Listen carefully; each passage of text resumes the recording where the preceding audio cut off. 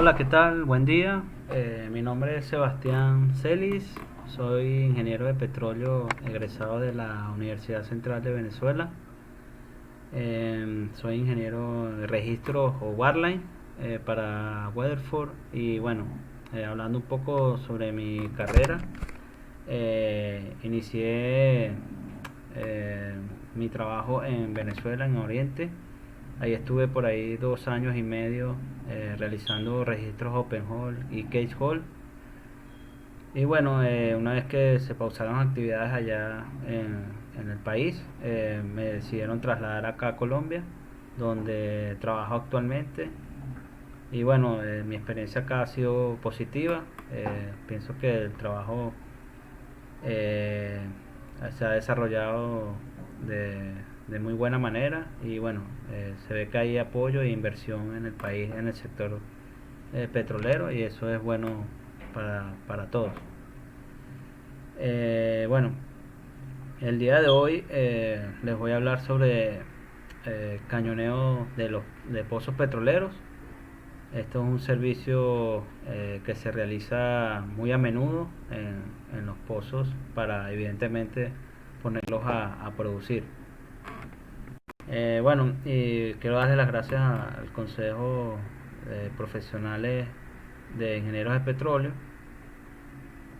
por esta oportunidad. Bueno, pienso que es positivo y ayuda a la comunidad petrolera a compartir información y conocimiento. Bueno, vamos a entrar en detalle. El contenido del curso consta, bueno, vamos a hablar sobre unas consideraciones fundamentales del cañoneo y del uso de los explosivos, tipos y características de explosivos y de cañones. Luego vamos a realizar si se quiere, un diseño de cañoneo. O sea, vamos a determinar qué tipo de cañón vamos a usar, qué tipo de explosivo, considerando si quiere, las condiciones y propiedades de la formación. Y también vamos a realizar un cálculo de daño. Ya una vez que uno detona, genera un daño en la formación. Bueno, es una variable bastante importante a la hora del cálculo de la productividad de un pozo. Y bueno, vamos a hacer un ejemplo. Y bueno, voy a hablar también un poco sobre mi experiencia como ingeniero de registro. Y bueno, algunas, si quiere, recomendaciones. Para empezar, bueno, hablando de los fundamentales, cañonear significa la apertura de agujeros o canales a través del revestimiento, cemento y la formación. Esto es para, evidentemente, comunicar la formación al pozo con el objetivo de producir o inyectar algún fluido. Y bueno, a veces se usa también para hacer squeeze, lo que llamamos cementación forzada. La idea es cañonear, abrir unos agujeros donde va a pasar el cemento a remediar una mala cementación. Eso es el objetivo principal de un cañoneo. Es un trabajo sumamente peligroso, ya que se maneja explosivos. Se debe seguir estrictamente los procedimientos, ya que estos salen de experiencias aprendidas.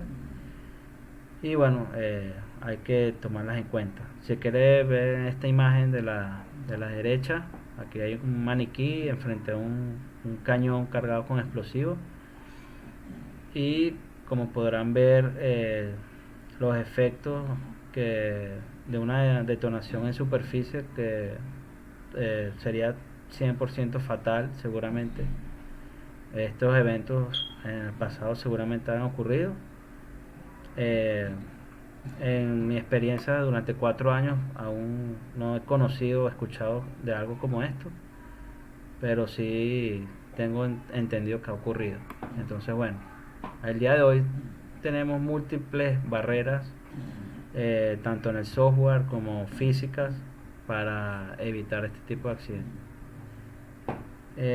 Y bueno, el éxito del cañoneo no solamente depende de ir al ingeniero que vaya a hacer el cañoneo, sino eso requiere un diseño, una planificación previa entre lo que es la operadora y la prestadora de servicios de registro en el diseño adecuado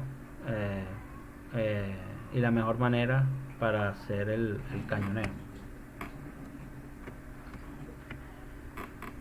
Los tipos de cañoneo más usados en la industria son los tipos balas. Bueno, los tipos balas son casi obsoletos. Estos se usaban en los primeros pozos que se completaban. Los tipos chorro hidráulico aún tienen algún tipo de uso, más que todo creo que en Estados Unidos.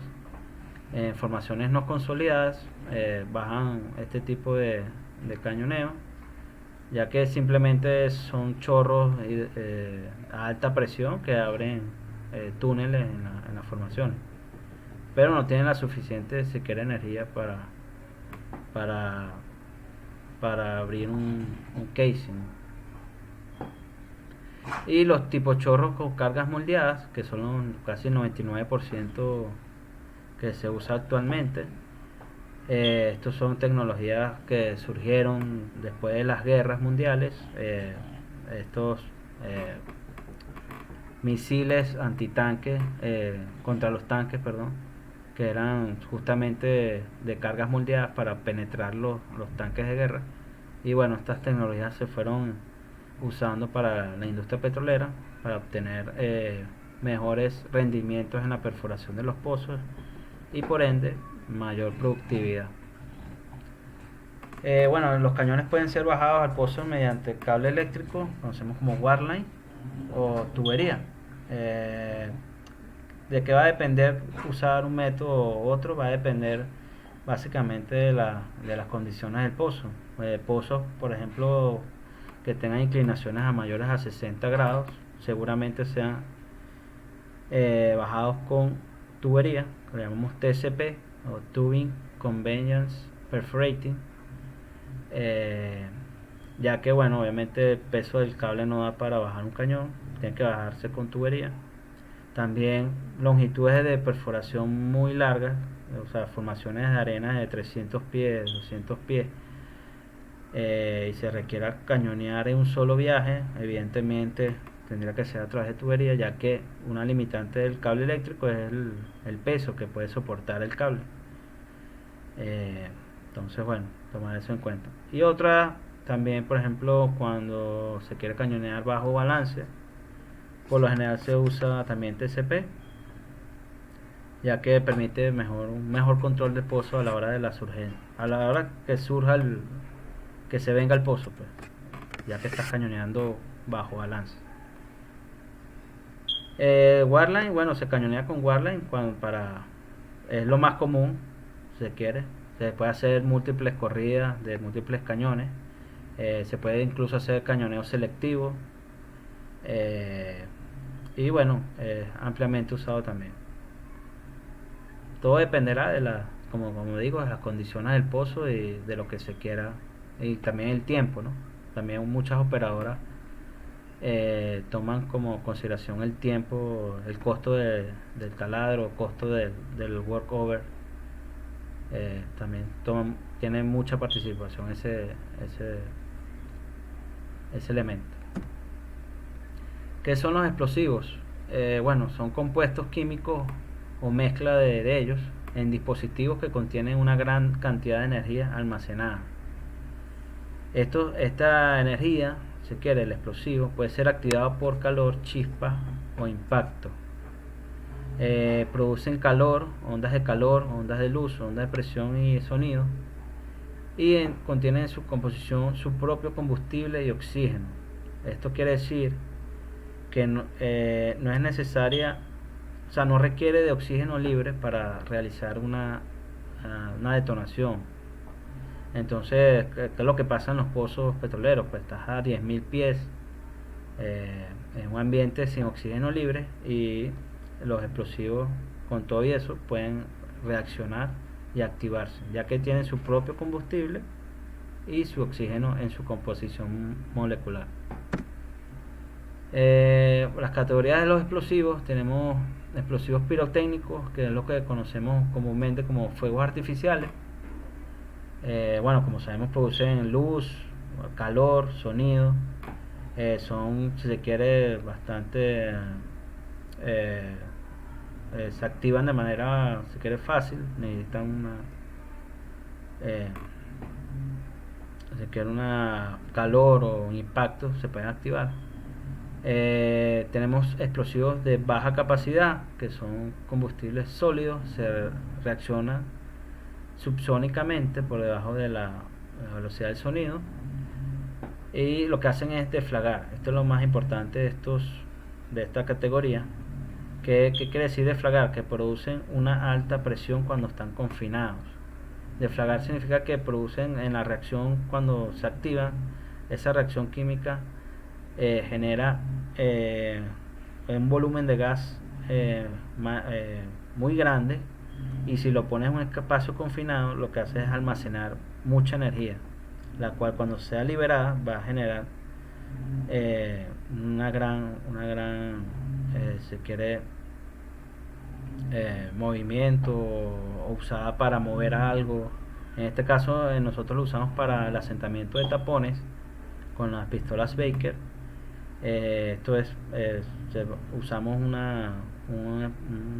explosivo de baja capacidad, que al momento de reaccionar en esa cámara confinada, esa presión generada por el alto volumen de gas es usada para mover un pistón que está, se quiere, eh, eh,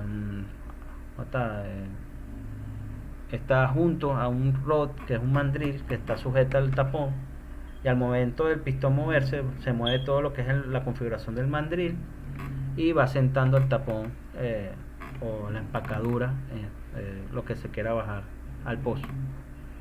También son usadas en armas de fuego. Eso es lo que llamamos propelentes. Tenemos los explosivos de alta capacidad, que son los que está subdividido en primarios y secundarios.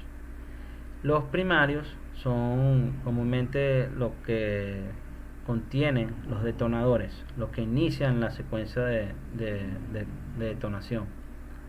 Son una detonación instantánea, es una reacción supersónica, o sea, la onda viaja a mayor velocidad del sonido. Son altamente sensibles. Esta es una característica que la diferencia de los demás, que son muy sensibles al calor, la fricción, la electricidad estática, impacto. El compuesto principal es un compuesto inorgánico llamado lead acid, lead acid. Y bueno, como les dije, son utilizados en los detonadores. Bueno, aquí me falta un error ortográfico aquí. Y en los iniciadores. Los explosivos de alta capacidad secundarias son de menor sensibilidad que los primarios, y requiere una onda de choque de alta energía para su iniciación.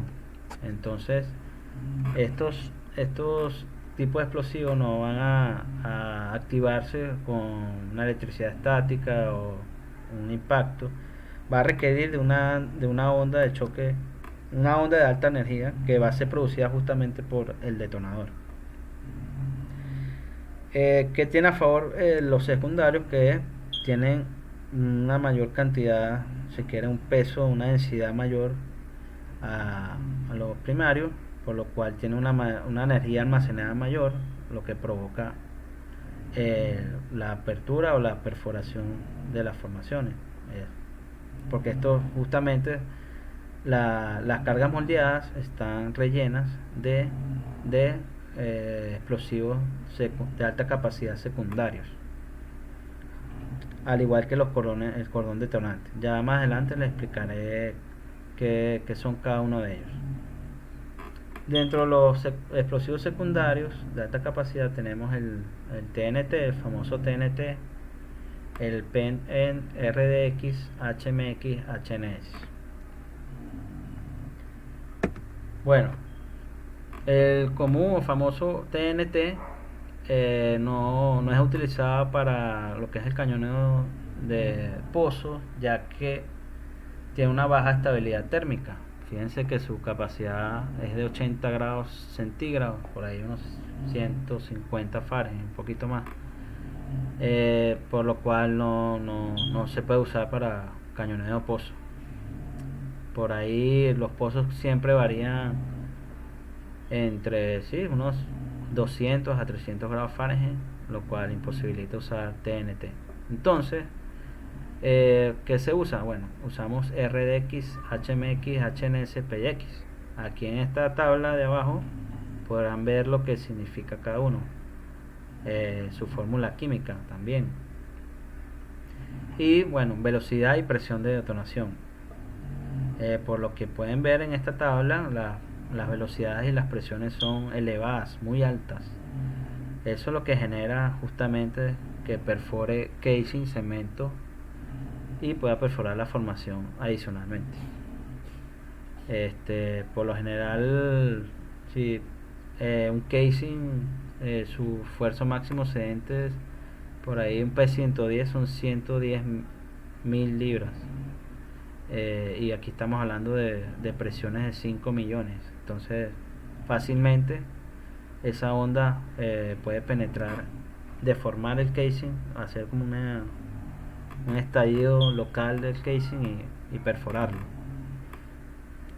En la gráfica de la derecha, aquí en esta gráfica podrán ver las curvas de las diferentes, estas líneas son los diferentes explosivos. Pueden ver en el eje Y la temperatura, en el eje X el tiempo de exposición. Entonces es muy importante a la hora de la escogencia del tipo de explosivo conocer la temperatura del pozo a la cual se va a cañonear y el tiempo a la cual el explosivo va a estar sometido a esa temperatura. Entonces, bueno, podrán ver que el RDX es el de menor capacidad o estabilidad térmica, y el PYX es el de mayor estabilidad térmica. Evidentemente, a la hora de diseñar el cañoneo, se utiliza el adecuado. No vamos a sobredimensionar, ya que los costos aumentan, ¿no? El HMX, HNS, PX seguramente son más caros que un RDX. Entonces, bueno, simplemente usar el que esté en el rango adecuado. Generalmente se usa una base de 100 horas de operación. Si no se conoce, se usa 100 horas. Y bueno, aquí tenemos un rango de temperaturas para el uso de cada uno de los explosivos.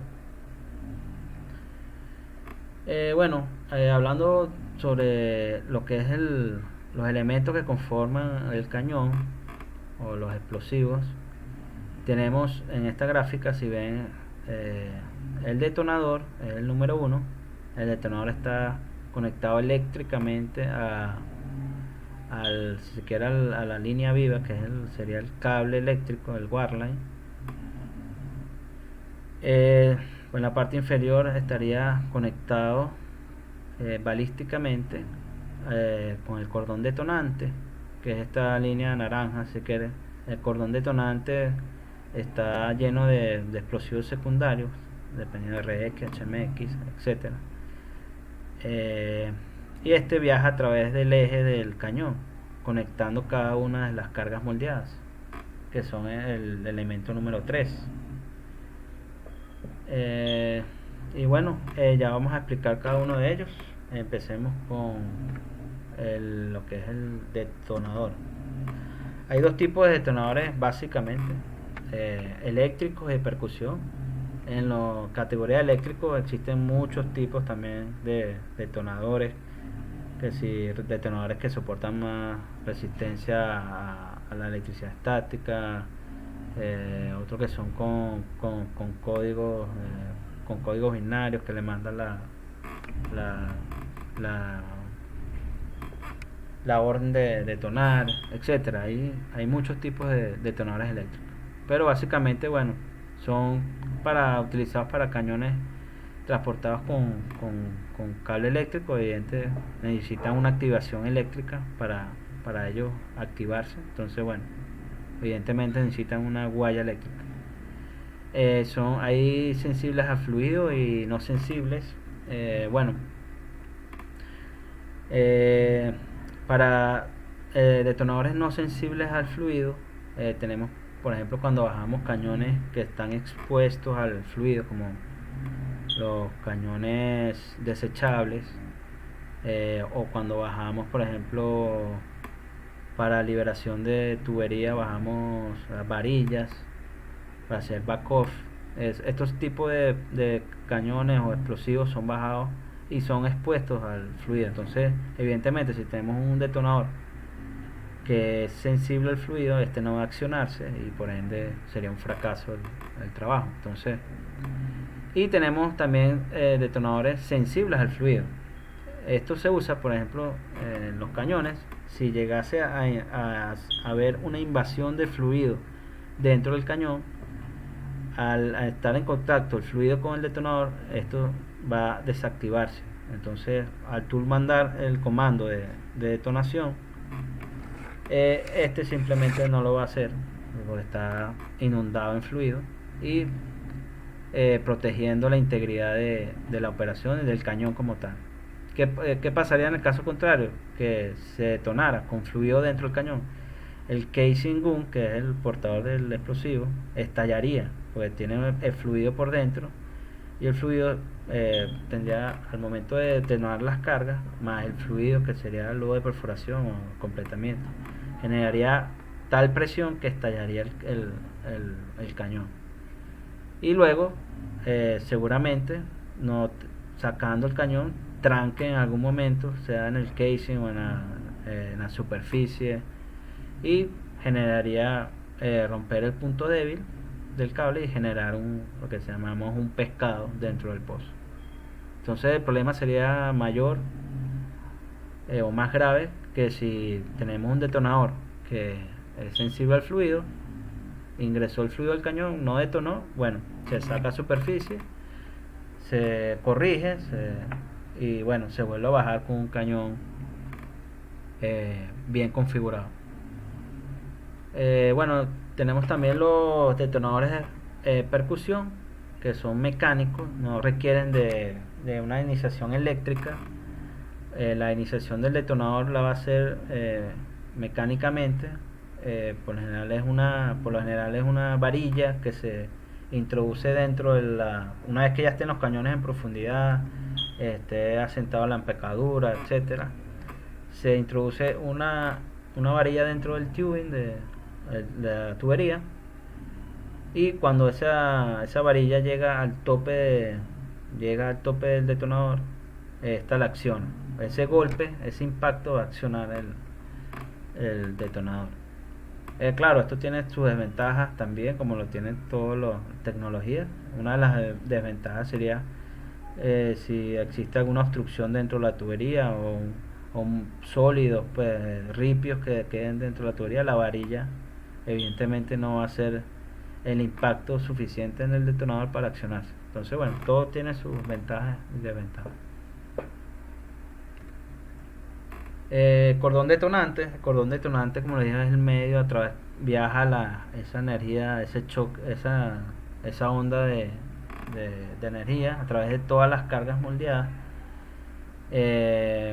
Como les digo, físicamente son hechas de material plástico o metálico que cubre el núcleo. El núcleo está compuesto por explosivos secundarios y, como les digo, puede ser RDX, HMX, PX. Eso depende, como les digo, de la temperatura y el tiempo de exposición a la cual va a estar el explosivo. Ajá. Bueno, otra consideración que tienen los cordones, también hay cordones que son mejores, que son previamente expuestos a temperaturas para que se encojan y ya tengan esa corrección. Porque ¿qué pasa si bajamos cordones que no son previamente expuestos a temperatura? Puede que si tenemos un tiempo de exposición muy amplio,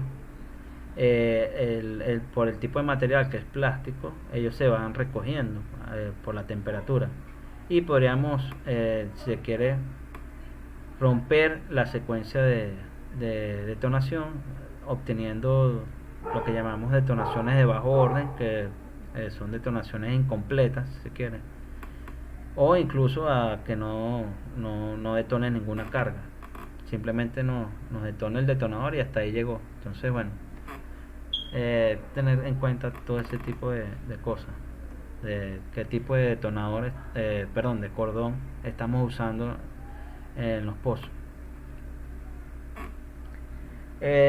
Bueno, hablando sobre las cargas moldeadas, el tercer elemento que les mencioné, vamos a ubicarnos en esta imagen. Bueno, tenemos el cordón aquí, línea roja. Por lo general las cargas moldeadas vienen acá al principio, que hace la conexión entre el cordón y la carga como tal, que lo amarillo es el explosivo secundario. Esto blanquito acá sería como un explosivo primario, o sí, para generar un mejor comunicación entre el explosivo secundario y el cordón. Eh, bueno, entonces esto gris que ven acá o blanco sería el casco o la cáscara. Esto amarillo acá sería el explosivo secundario, puede ser RX, HMX, etcétera. Y a compresión se le instala un liner, que es esto naranja. El liner es el elemento, si quieren, más importante, ya que el liner es el que va a perforar el casing y la formación. O sea, cuando detona, este liner se transforma en un flujo de partículas que va a ser la perforación como tal. Además de ello, la forma del liner también va a influir en cuánto va a penetrar, el diámetro del agujero que va a hacer. Entonces, verdaderamente es bien importante. Bueno, vamos a explicar así. Bueno, el casco, como le llaman mencionado, es donde va a alojarse el resto de componentes. Tiene que ser resistente a altas presiones, altas temperaturas, soportar altas presiones y temperaturas. Hay dos tipos, básicamente hay unos que están fabricados de zinc, que son mejores a la hora de generan menos ripios o pequeñas partículas y son solubles en ácido. Entonces, a la hora de, si se quiere en un futuro que hagan estimulaciones o acidificaciones en los pozos, este daño generado por el casco podría ser removido. También tenemos los que son fabricados en acero, que se fragmentan en trozos más grandes y bueno, puede generar un mayor daño. Pero bueno, como por lo general los ripios generados por el casco por lo general se mantienen dentro del casing gun, o sea, no llegan a salir. Pero hay otros casos que, por ejemplo, si se cañonea cañones expuestos o cañones desechables, se usan cañones, cargas moldeadas, eh, sí, cargas moldeadas. Este tipo, cuando detonan, esos ripios sí no se almacenan en el tubo transportador, que sería el casing gun, sino que se van a la formación o al fondo del pozo, genera un daño adicional. Tenemos el liner, como les hablé, es un elemento importante. Si se ven acá en esta imagen, tenemos dos tipos de liner. Uno que es más ovalado y uno más, se quiere el mayor ángulo. Esto es para generar, como les dije, mayor penetración en este caso. Y una big hole, que sería un mayor diámetro de agujero. Y bueno, todo esto es generado por la forma, la geometría del liner. En los fabricantes para alta penetración por lo general usan mezclas de tungsteno, cobre en polvo y bueno, a veces añaden pequeñas cantidades de polvo de plomo y platino para que sean como agentes cementantes. Para cargas Big Hole, usualmente fabricados de cobre, aleaciones de bronce, esto ha permitido que se reduzcan los ripios del liner en el túnel perforado. Bueno, ahorita más adelante les explico cómo influye los ángulos en la fabricación de los lines en lo que es la penetración o el diámetro. Eh, bueno, hablando sobre los explosivos, bueno, es el elemento principal que provee la energía necesaria para producir el chorro de, que va a penetrar. El rendimiento de la carga depende en gran proporción de la clase, forma, masa, distribución y velocidad de detonación. Y está, bueno, como les hablé, puede ser RDX, HMX, dependiendo del explosivo utilizado. Bueno, este es una imagen o una gráfica que les ilustra cómo influye el diseño de los liners en la penetración. Entonces, bueno, como podrán ver, vamos de izquierda a derecha. Si tenemos un mayor espacio, una mayor distancia B acá, vamos a tener mayor cantidad de explosivos secundarios, lo cual va a generar al momento de llegar aquí al vértice E, que es del liner, que va, entonces vamos a tener una mayor energía, porque teníamos un mayor contenido explosivo, se generó una mayor energía acá, lo cual va a generar una mayor, se quiere, proyección de energía hacia la formación, una mayor penetración en este caso. Si tenemos este ángulo del vértice E, a medida que lo hacemos más puntiagudo, también obtendremos una mayor penetración. Claro, si tenemos una mayor penetración, por lo general sacrificamos menor diámetro de agujero, pero bueno, eso es lo que se busca, pues si se prefiere un mayor diámetro de agujero o se busca mejor eh, que penetre más el cañón, las cargas, perdón. Este ángulo A, que es el ángulo del liner, también, si, como les digo, si achicamos ese ángulo, lo hacemos más pequeño, tendremos un chorro de partículas más focalizado, por lo cual tenemos una mayor penetración. Si tenemos un espesor C, un espesor del liner mayor, vamos a tener más material en el liner, entonces a la hora que se transforme el liner en partículas, vamos a tener más partículas y estas van a tener mayor capacidad de penetración porque hay más material. Y este D sería como el diámetro de la carga. Si tenemos un mayor diámetro, vamos a tener también una mayor penetración. O sea, esto es más que todo el tamaño de la carga como tal. Pero evidentemente el tamaño de la carga va a estar ligado al tamaño del cañón, pues. Si tenemos cañones pequeños, hay cañones de ponte de 2 pulgadas, entonces las cargas son, o sea, por dimensión del cañón, tienen que ser cargas pequeñas. Si son cargas pequeñas, seguramente tengan menor contenido de explosivos, y si tenemos menor contenido de explosivos, seguramente la penetración no sea tan alta. Si lo vemos en el otro extremo, tengo un cañón de 7 pulgadas, entonces no da pie para tener cargas grandes, o sea, a nivel dimensional. Y si tenemos cargas grandes, podemos poner mayor contenido explosivo, lo cual va a generar una penetración sumamente mayor a un cañón de 2 pulgadas. Entonces todo tiene que ver una cosa con otra. En la industria básicamente lo dividimos en dos tipos de cargas moldeadas: las cargas big hole y las cargas deep penetrating.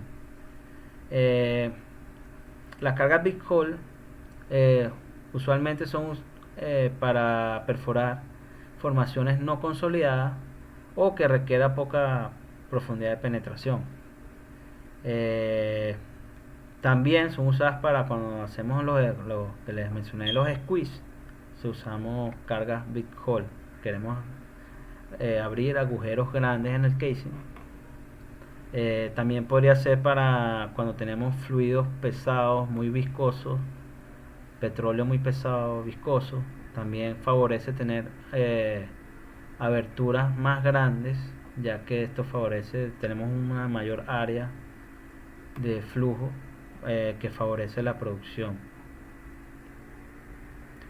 La penetración varía entre 5 pulgadas a 11 pulgadas, a casi un pie, y el diámetro del agujero entre media pulgada a 1 pulgada. Por el contrario, bueno, tenemos las cargas Deep Penetrating. También existen las SDP, que son las Super Deep Penetrating, que son ya las que tienen mayor rendimiento en la penetración. Y bueno, por lo general son usadas para perforar formaciones duras o que se requiera mayor penetración. Las penetraciones varían entre 19 pulgadas a 40 pulgadas. Si se fijan, son casi 4 veces mayor a las Big Hole. Y el diámetro del agujero sí se ve reducido a casi la mitad, que lo puede generar un Big Hole, entre 0,23 a 0,5 pulgadas. API realiza pruebas, en este caso API RP19 son un estándar, la cual se realizan pruebas de los explosivos o las cargas moldeadas en bloques de concreto. Esto para tener una referencia de comparación entre todas las cargas en el mercado y poder diferenciarlas por diámetro de hueco, longitud de penetración. Todo este tipo de cosas vienen descritas en una hoja de resultados que genera esta prueba API RP19. Pueden consultar en internet, buscan esta referencia y les sale todas las cargas o la mayoría de las cargas existentes o que se han sometido a este estándar, y pueden comparar o pueden obtener los certificados de esas cargas moldeadas. Bueno, hablando un poco de lo que ocurre pues en la carga moldeada cuando es activada. Entonces, bueno, aquí en este dibujito, si ven esta pequeña línea morada, es el casco o la cáscara. El relleno rosado es el explosivo primario, y la parte amarilla sería el liner. Entonces, como ven, bueno, aquí aún no ha detonado, no ha accionado. Entonces, bueno, una onda explosiva corre a lo largo del cordón detonante que activa el explosivo principal. El activo principal es el que les mencioné, que queda entre el cordón y la carga primaria, secundaria.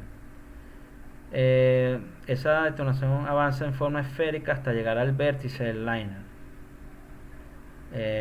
Bueno, una vez que llega ahí, la carga detona, o sea, todo lo que es el explosivo secundario detona, generando una alta energía, una onda de energía sumamente alta, de presiones de 7 millones y velocidades de hasta 8000 pies por segundo. Este liner, una vez que detona la carga explosiva, el liner empieza a colapsarse, empieza a generar esas pequeñas partículas que va a crear un flujo de partículas de muy alta energía que va a penetrar, en este caso penetra el casing gun, penetra el casing, penetra el cemento y después penetra la formación. Estamos hablando en este tercer, ya cuando se genera el chorro de partículas, 40 microsegundos. O sea, son cosas que pasan exactamente en microsegundos, o sea, violentamente, exactamente. El chorro se desarrolla más y la presión hace que la velocidad aumente a 23.000 pies por segundo. Imagínense la velocidad que alcanza este chorro de partículas. Y bueno, finalmente la penetración se logra mediante una presión de impacto de 3 a 5 millones en el casing. Eso es, de 3 a 5 millones de libras por pulgada cuadrada en el casing. Evidentemente el casing cede rápidamente, ya que un casing de los más resistentes es de 110.000 libras y evidentemente no va a soportar esta presión. porque el casing nunca se va a deformar por la temperatura que genera la detonación. Él se va a deformar es por la presión de esa onda de energía. Porque la temperatura que ocurre ahí no alcanza para derretir lo que es el casing. Y bueno, eh, por estudio, bueno, cerca de 300.000 libras llegan a la formación de esa detonación. Si ven aquí, el chorro tiene una forma como de flecha. Esto es porque las velocidades en la parte delantera son superiores a la parte trasera del chorro.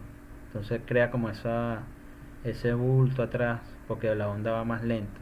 Entonces si va más lento, la onda se expande en esa zona y es capaz de cubrir como eh, una mayor área de la formación. Y la velocidad es más alta en la parte delantera. Lo que buscan es por el mismo, como a una mayor velocidad no le da tiempo de expandirse tanto, y lo que hacen es ir para adelante. Entonces bueno, eso es más o menos lo que ocurre cuando detona una carga moldeada.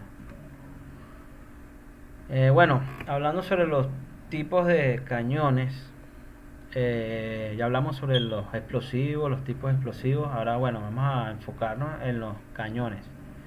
Tenemos los cañones recuperables. Este es un tipo de cañón que se subdivide en los ported y los scalloped. Por experiencia, en lo que llevo trabajando, lo que más se usa son los scalloped. ¿Por qué? Porque los ported, como podrán ver acá, son muy similares. Pero los ported tienen estos agujeros acá son reutilizables. Entonces tú cañoneas y estos son unos accesorios, unas monedas que tienen sus sellos y se instalan en cada uno de estos agujeros y así los usas sucesivamente. Entonces, ¿qué desventaja tiene esto y por qué no se usan tanto? Porque tienen el riesgo a que se les filtre el fluido al interior del cañón, y lo cual puede generar lo que llamamos un misrun, que es como bajar el cañón y no detonarlo y tienes que sacar, y eso es una falla, pues, y eso es un tiempo no productivo que se paga al operador. Entonces bueno, para evitar eso, bajamos los scallops. Son desechables, pero son 100% herméticos. No tienen esta configuración de moneda, simplemente tienen unos scallops, que es como una hendidura. ¿Por qué tienen esta hendidura? Los scallops, porque al momento de tu cañonear, acuérdense que esa onda lo que hace es desplazar el material. O sea, él no va a destruir el material ni lo va a estallar, no. Esa onda lo que hace es desplazar y crear el agujero. Entonces va a quedar como ese material removido va a quedar hacia afuera. Más o menos se calcula entre 1,16 pulgadas. Exacto, más o menos. Entonces, bueno, por eso se crean estos escalos, para que al momento de tú sacar el cañón, ese salido de metal que queda acá no te tranque en el casing o en una junta. Entonces bueno, es por eso que están estas hendiduras, la escala. Básicamente los dos, la limitante del porte también viene por la presión de la columna hidrostática. Cuando supera los 20.000 libras, tienes un mayor riesgo al influjo de fluido y no soporta tanta temperatura como los escalos. El porte podría ser reutilizado 100 veces, pero como les digo, para ir 100% seguro es mejor utilizar los escalos. Utiliza detonadores eléctricos, y por lo general cuando se usan ported se utilizaría un detonador en la parte inferior es sensible al fluido, cosa que si hay invasión de fluido y el detonador está bajo, lo pueda detectar y bueno, no se activa el cañón como tal. Entonces bueno, en cambio los scallops te permite eh, poner detonadores en la parte superior o inferior, como sea posible, como se desee.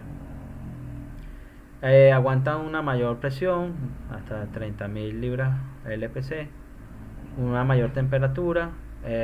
Ambos pueden ser bajados por guaya o por tubería.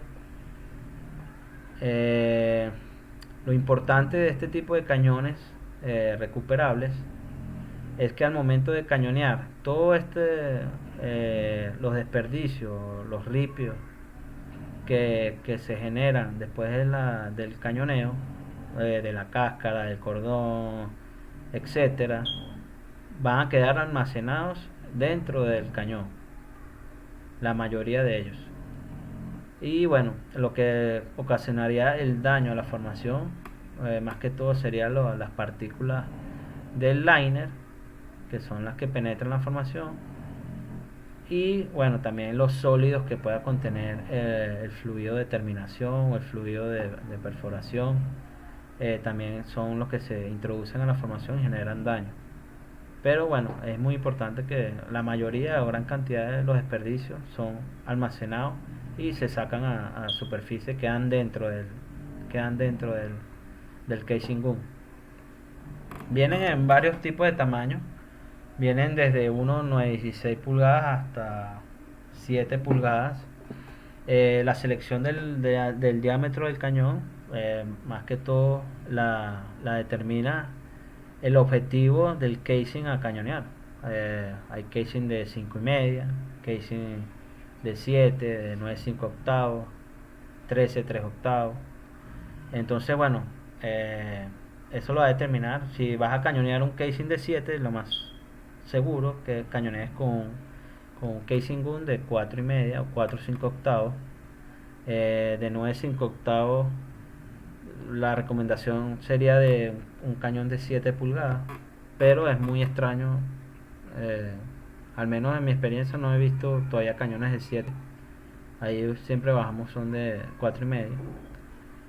Eh, por ejemplo, para cañones para casing de liner, más que todo son liner, de 5, 5,5, se bajan cañones de 3 octavos, ya que el de 4,5 queda muy ajustado, porque al detonar ellos crecen, se abomban un poco, como les digo, más o menos un 16 de pulgada. Y bueno, un diámetro, cuando un liner de 5 o de 5,5, un diámetro interno sería como de 5. Queda muy ajustado el drift y es muy riesgoso. Se puede ocasionar una pega. Entonces, por lo general, para ese tipo de liner se busca 3 octavos. Y así, por ejemplo, si tiene tubing de 2,7 octavos, 3,5, pues ya con sarta de completamiento en pozo, puede bajar con un scallop de 2 pulgadas. Entonces, bueno, todo depende del objetivo como tal. A ver, ¿qué más? Bueno, los desechables o semi-recuperables. Este es otro tipo de cañones que se utilizan, eh, generalmente utilizados para cañones true tubing, donde se requiera mayor agujero y profundidad de penetración. Como le estaba mencionando anteriormente, eh, uno pudiese bajar un cañón scallop por dentro un tubing de 12 octavos de 3,5. Pero ¿qué pasa? Por cuestiones de dimensión, las cargas van a ser más pequeñas, ya que tienen que caber dentro del casing gun, en lo que es la ristra.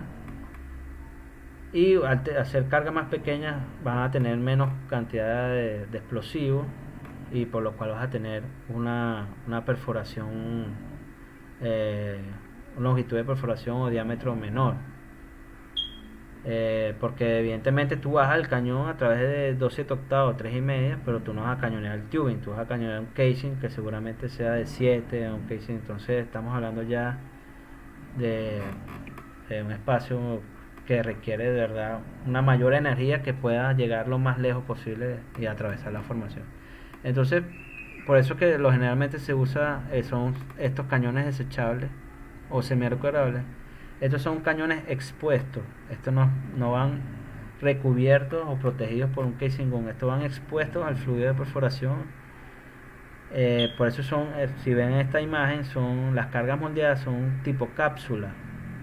Son herméticas totalmente. Son tipo cápsula para proteger evidentemente de fluido.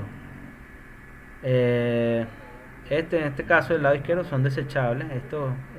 El eje donde van las cargas se le conoce como piraña, y al momento de la detonación todo esto si se quiere no desaparece, pues se desecha, pues no recuperas nada del cañón. Y todo, evidentemente, una de las desventajas es que todos los ripios generados por el casco, por la piraña, todo va a ir al fondo del pozo, y también parte de ellos va a ir a la penetración, a la formación, y va a ser un daño grande. Entonces, bueno, todo tiene que ser analizado. También tenemos los semidesechables, que son estas ristras, si la ven acá, estos ejes metálicos. No son muy usados, ya que después de las detonaciones esas energías producen a veces que estas ristras se doblen, sí, se doblen básicamente. Y como son sartas que se bajan through tubing, al momento de tú sacar el cañón, esta la puedes reutilizar. Al momento de tú sacar el cañón, puede que te quedes pegado, ya que si se esto cambia, se forma, entonces eh, vas a tener ese riesgo ahí presente. Entonces, la recomendación es usar los desechables y listo. Bueno, como les había hablado, bueno, estas cargas, como tienen más explosivos, pueden tener un mejor rendimiento que si bajara con un scallop through tubing. Una desventaja es que, bueno, como está expuesto el fluido, las conexiones que se hagan del detonador al warline, o sea, la cabeza del warline, y del detonador a el cordón detonante, la conexión balística, tiene que ser hermética. O sea, ya no puede aceptar la intrusión del fluido. Entonces, bueno, para ello se usa una serie de cintas herméticas, una serie de procedimientos, pero es diferente al scallop. Este es más flexible. Bueno, y bueno, obviamente los tamaños de 1,3 octavos a 3,1 octavos.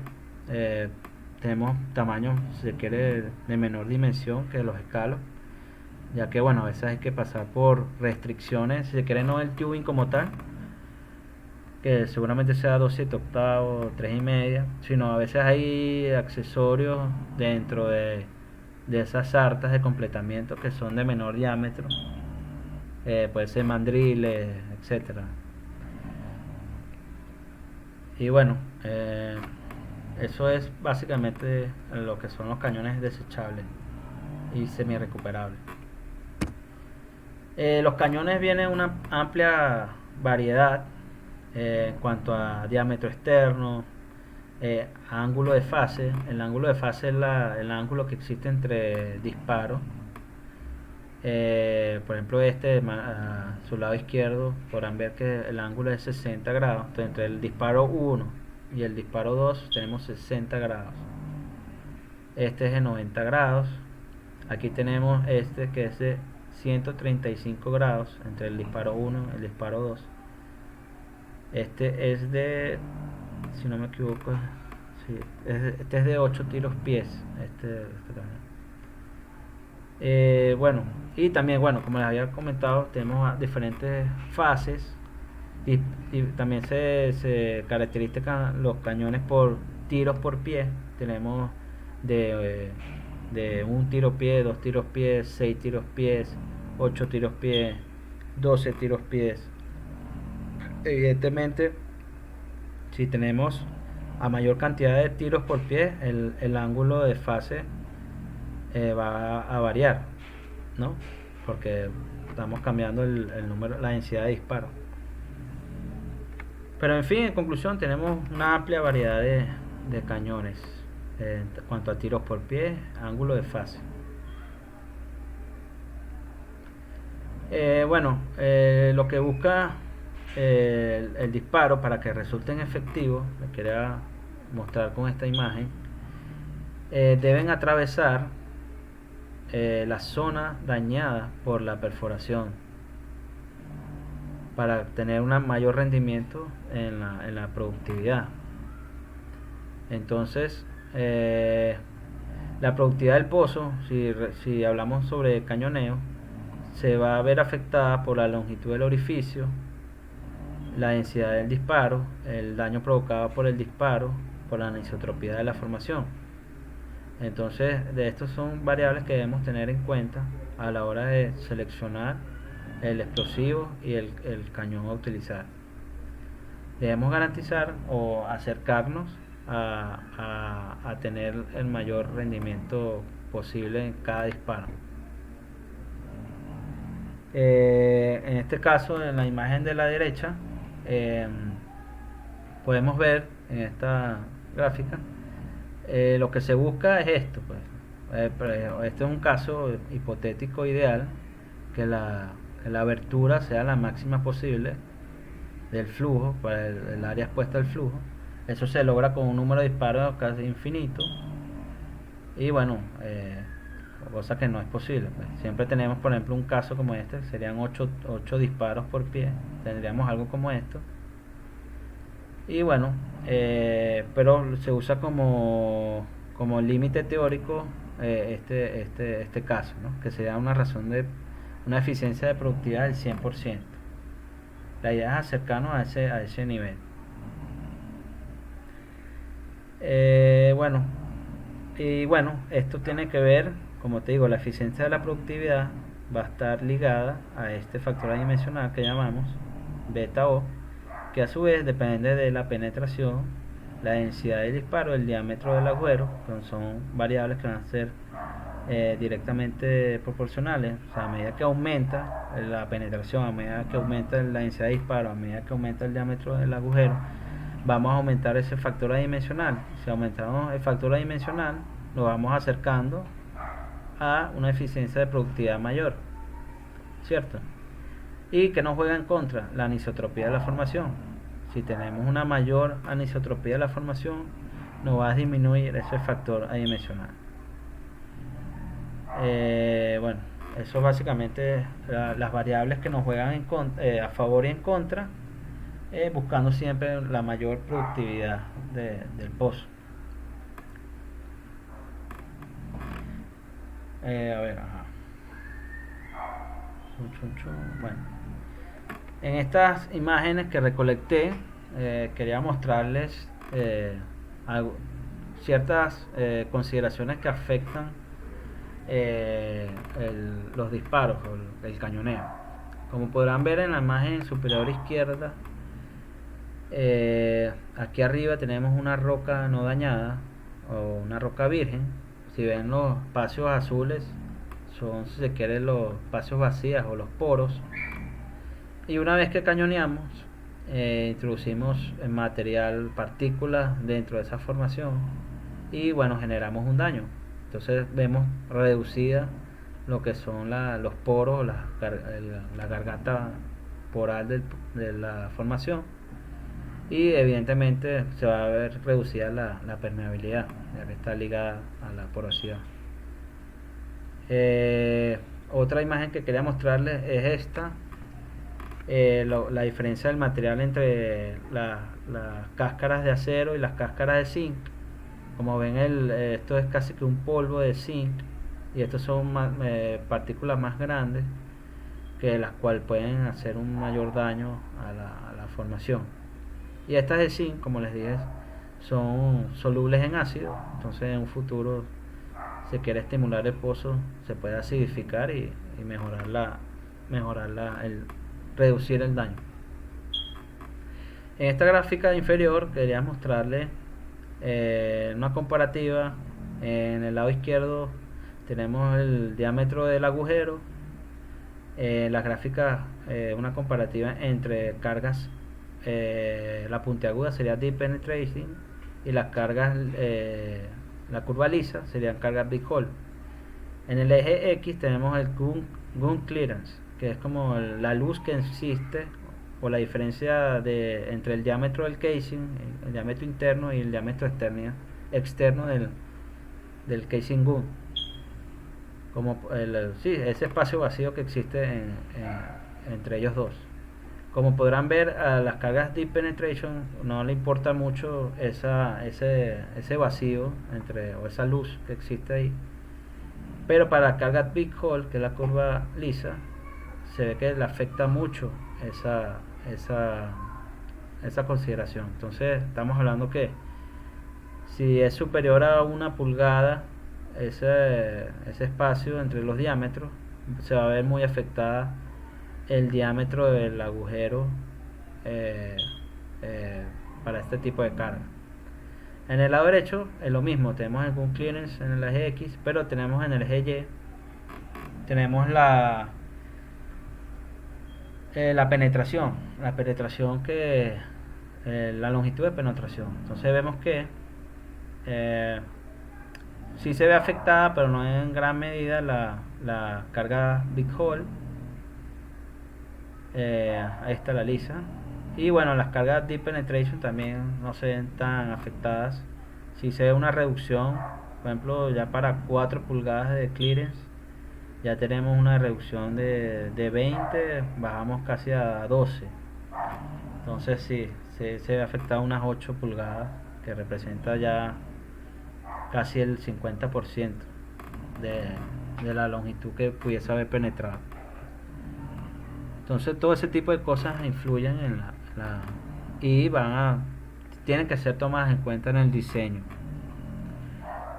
A eso me refiero, que por ejemplo tienes un casing de 7 que vas a cañonear.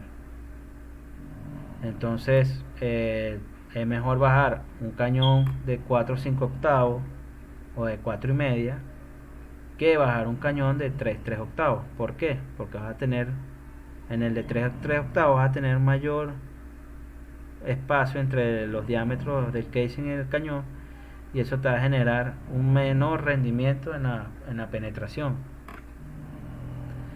En esta imagen de la derecha inferior, también otra cosa que influye en el diámetro del agujero es la centralización.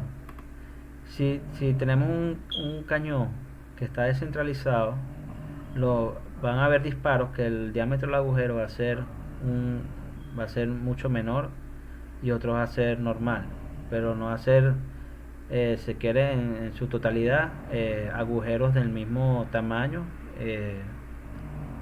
y sí, del mismo tamaño. Si tenemos un cañón centralizado, vamos a tener agujeros del mismo, si se quiere, el mismo tamaño y de su máximo rendimiento, casi un 100% del teórico, pues. Por lo general no se baja centralizado los cañones, se bajan descentralizados.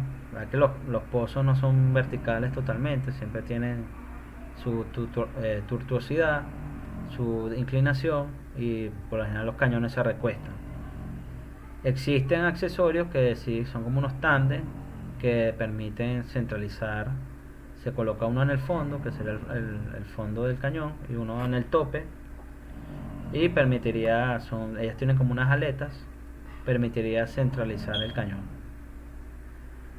pero no es muy usado. Más que todo se usa para TCP, para cuando se baja con tubería. Y en la imagen de arriba es muy importante, es muy representativa de lo que ocurre cuando se cañonea bajo balance.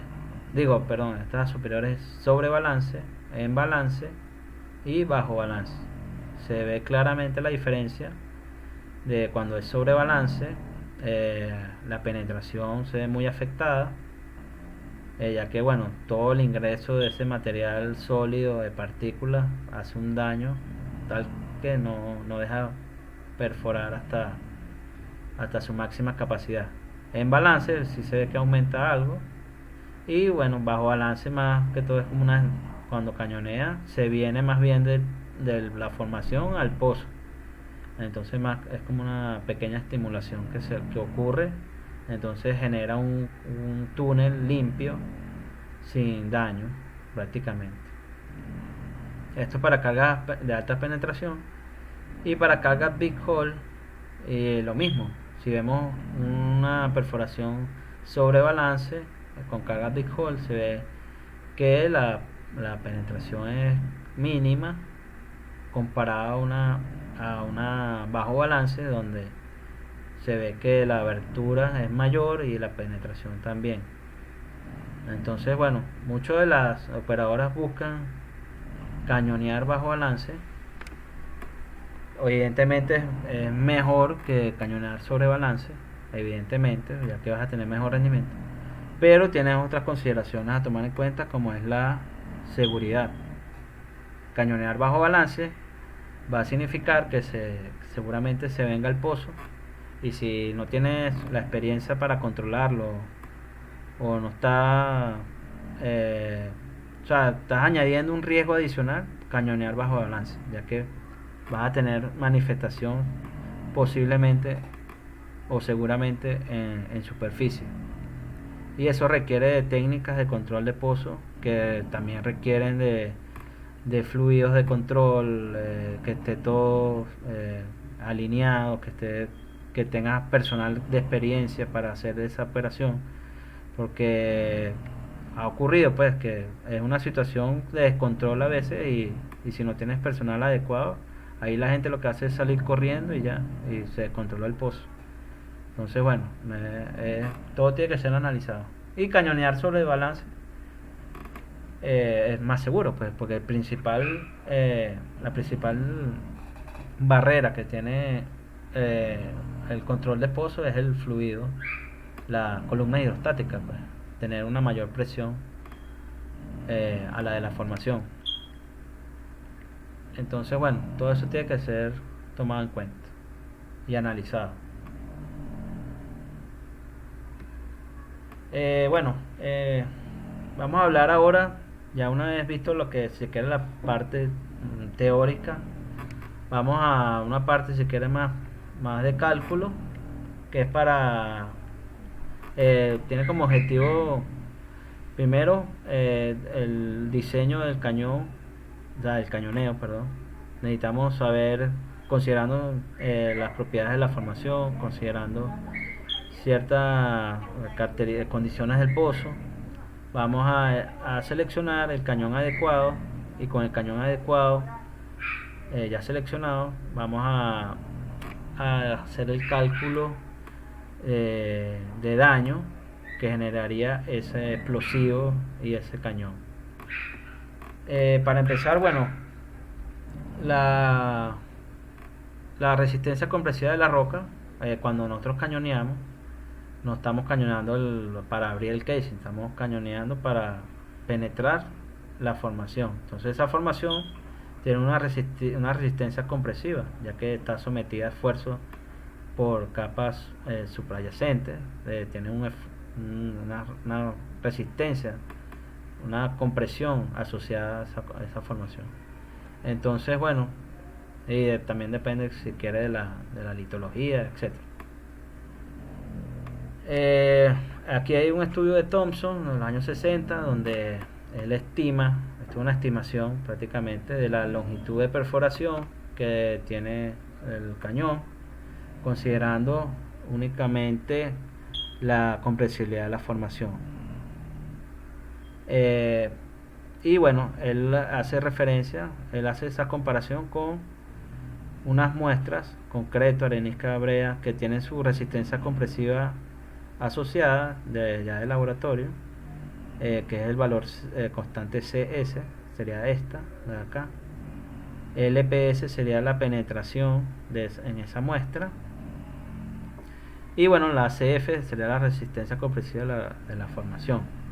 De esa manera hallamos la longitud de perforación en la formación objetivo, la que vamos a perforar. Entonces ténganlo por ahí presente, ya que lo vamos a usar en los cálculos. Esa resistencia compresiva la podemos obtener en laboratorio donde se practique la geomecánica de rocas. Hay laboratorios especializados en eso. Obviamente necesitamos una muestra, un núcleo, una muestra de pared seguramente para realizar esos estudios. Raramente se tiene núcleo y eso, así que se podría obtener también de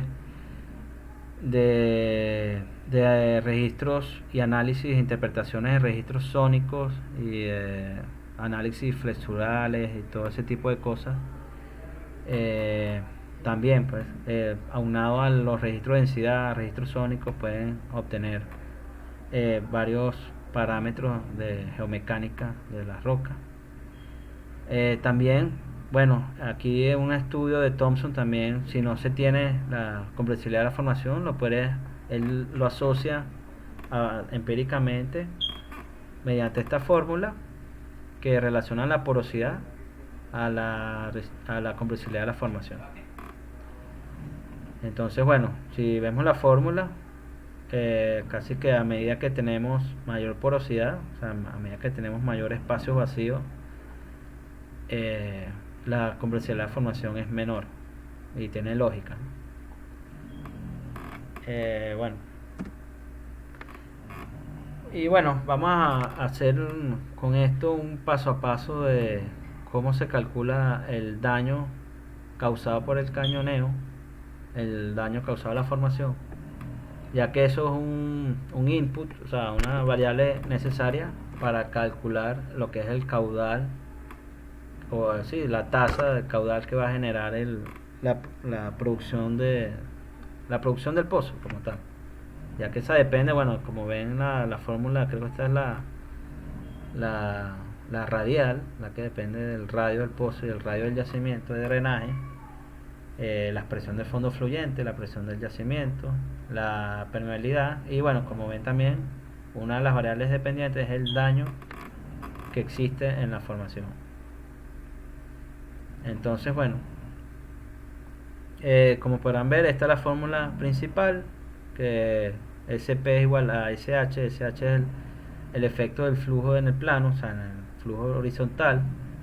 SB sería el flujo vertical y SW sería el efecto por el diámetro del pozo. Entonces, bueno, esto tiene una fórmula. SH va a depender del radio del pozo y va a depender del radio efectivo del pozo, que está asociado al ángulo de fase. Entonces, el radio efectivo del pozo está asociado al ángulo de fase. Tenemos dos situaciones: uno cuando el ángulo de fase es 0 y cuando el ángulo de fase es diferente a 0. Tenemos diferentes ecuaciones. Por lo general es muy raro cañonear con ángulo de fase 0, entonces básicamente siempre utilizaríamos esta fórmula de abajo. Entonces, bueno, depende de la longitud de perforación que habíamos calculado previamente con la compresibilidad de la formación y el radio del pozo. A sub 0 es sacada de esta tabla, que depende del ángulo de fase. Como verán, hay diferentes ángulos de fase acá y vas a tomar, según lo que necesites de esta tabla, la constante. En este caso, a sub 0 es la que tomaríamos. Estas tablas y estos cálculos son de una teoría de Caracas and Tariq de 1988. Es un artículo publicado, es un modelo matemático para el cálculo del daño provocado por el cañoneo. Artículos publicados en el SPE, incluso lo podrían buscar. Y bueno, yo me estoy basando en esa metodología para explicarles a ustedes el efecto del daño. El daño vertical como verán la fórmula, va a depender de dos constantes A y B, que son, aquí están sus fórmulas, que a su vez necesitamos otra vez irnos a la tabla, sacar A1, A2, B1, B2. Poniendo un ejemplo, si tuviésemos ángulo de fase de 90, un ejemplo, necesitamos A1, nos iríamos a 1, 90 grados, y obtendríamos la constante, sería menos 1.9. A2 sería 0.1038. Y así vas sacando lo que vayas necesitando de esta tabla. Como podrán ver, depende de HD y RD. HD va a estar ligada a la verticalidad, o sea, a la altura de las perforaciones, a la altura, y RD al radio. Entonces, podrán ver la fórmula HD, va a depender de HPerf. HPerf es la altura de las perforaciones. Eso ¿cómo lo calculamos? Eso va a ser el espacio que hay entre los perforados verticalmente. Entonces vamos a dividir un pie de cañón entre el número de disparos del cañón. Poniendo un ejemplo, si tú seleccionaste un cañón de 6 tiros por pie, entonces dividimos 1 entre 6 y nos da este valor HPerf. LPerf sería la longitud de perforación, la que calculamos con la fórmula previa, y esta relación de anisotropía, la raíz cuadrada de la relación de anisotropía. Una vez calculamos HD, procedemos a calcular RD, que sería RPerf, sería el radio del agujero, el radio de esa perforación del agujero, que eso lo podríamos sacar de la tabla de los cañones, de la selección de los cañones.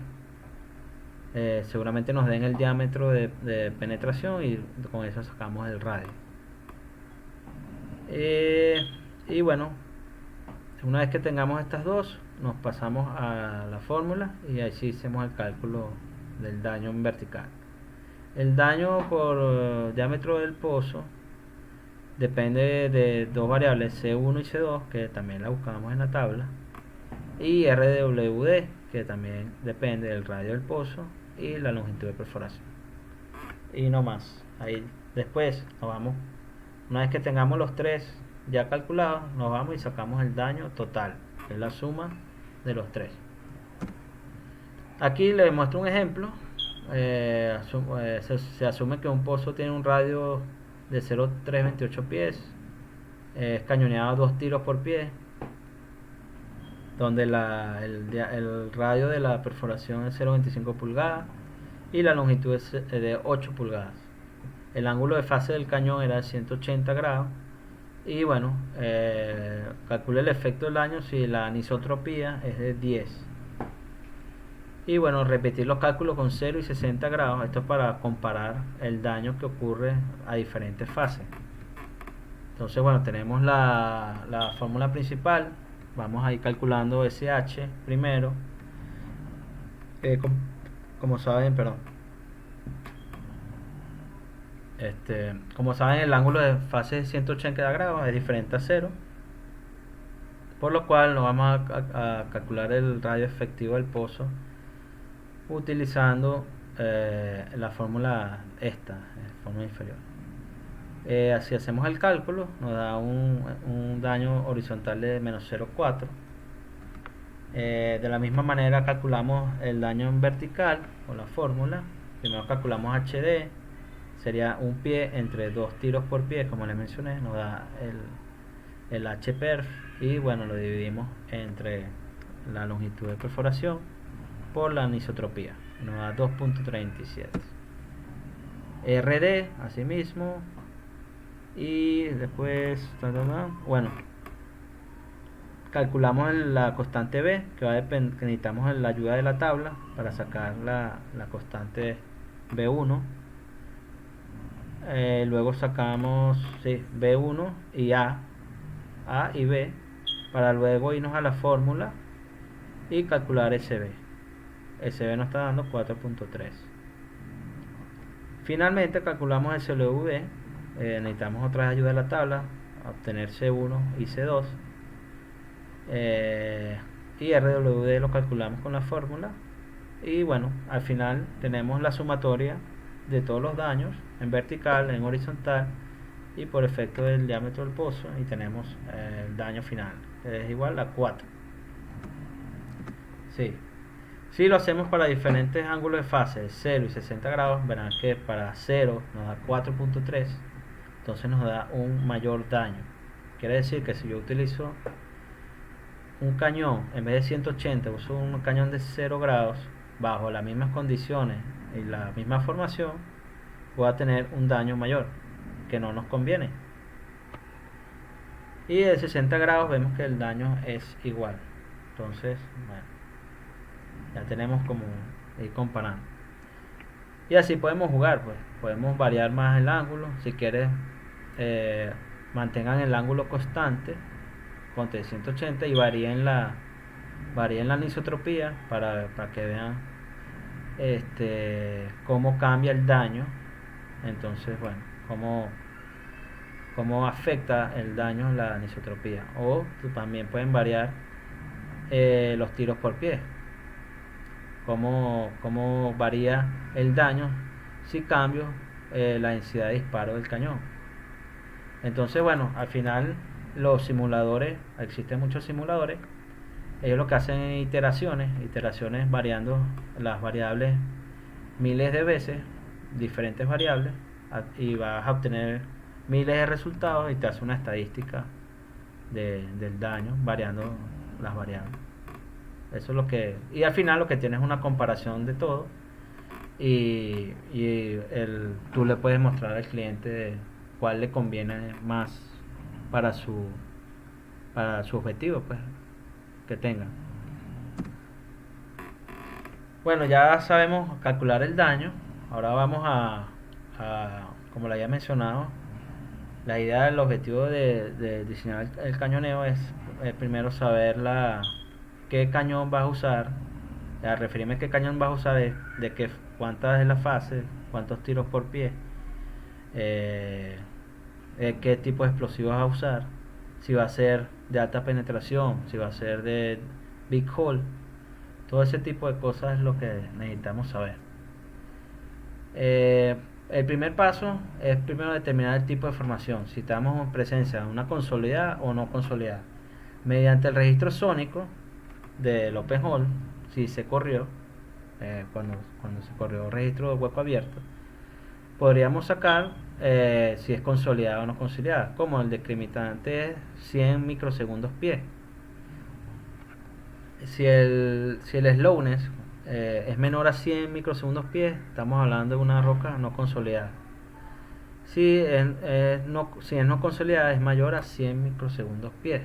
O sea que la onda de sonido, la onda sonora, tarda mayor tiempo en regresar a los receptores. Entonces tenemos un mayor microsegundos pie. Esto es porque obviamente las no consolidadas tienen mayor fluido dentro, y la onda viaja más lento cuando en presencia de fluido. Si no tenemos registro sónico, podríamos sacarlo por el registro de densidad, que seguramente si esté, por lo general se corre un triple combo, bien sea con LUD o con Warline, casi siempre es gamma ray, lo que llamamos triple combo, que es gamma ray, resistividad y nucleares, que es neutrón densidad. Entonces, bueno, porque el sónico a veces sí no se corre, la densidad sí, casi siempre, por lo que les menciono. Bueno, si es mayor a 2.4 gramos cc sería una consolidada. Si es menor a 2.4 sería una no consolidada. Estamos hablando de la densidad de la lutita que está por encima a la arena objetivo, a cañonear. Tenemos que buscar esa lutita por encima, que seguramente la haya, porque es lo que hace seguramente el sello estratigráfico en el yacimiento. La permeabilidad, este sería el paso número 2. La permeabilidad depende en esta fórmula también empírica, tenemos que la permeabilidad está relacionada a la porosidad, y a la saturación de agua.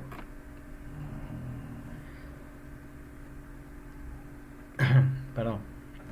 Bueno, ¿para qué nos sirve el cálculo de la permeabilidad? Para luego calcular el mínimo desbalance para superar el factor de daño. Entonces, ¿qué es lo que se quiere con esto? Crear la presión suficiente o mínima, cosa que cuando se cañonee se pueda esa presión ayude a superar ese daño ocurrido en la perforación. Tenemos acá UM sería el mínimo desbalance requerido. Depende si tenemos una zona de petróleo o si se espera producir gas, entonces usamos la ecuación adecuada. Una vez que obtenemos el mínimo desbalance, habría que calcular el máximo desbalance seguro. Entonces tenemos el mínimo y el máximo. Entonces, ahí sí nos vamos a estas gráficas de mano derecha. Si tenemos el registro sónico, se busca la lutita adyacente a la arena superior o la densidad de la lutita adyacente, según sea el caso, según el registro que tengas. Entonces, si tenemos el de sónico, bueno, supongamos que nos da 120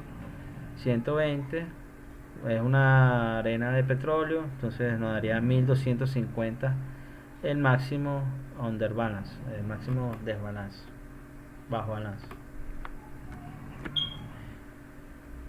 Y bueno, una vez que tengamos el mínimo y el máximo, hacemos un promedio.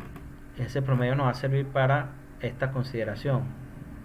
La consideración es la siguiente: si hay poca invasión o la lechada de cemento es de bajo filtrado, eso se hace en los laboratorios, las pruebas de los cementos, si tiene alto o bajo filtrado. Si tiene, bueno, como hablamos, si tiene bajo filtrado, se debe utilizar un valor entre el mínimo y el promedio. Entonces la fórmula sería, usamos el mínimo más el promedio entre 2. Perdón, el mínimo más el promedio entre 2. Del caso contrario, sería el máximo, el promedio entre 2. Esto nos va a dar una presión de underbalance, una presión ideal. Entonces, ¿qué es lo que ocurre?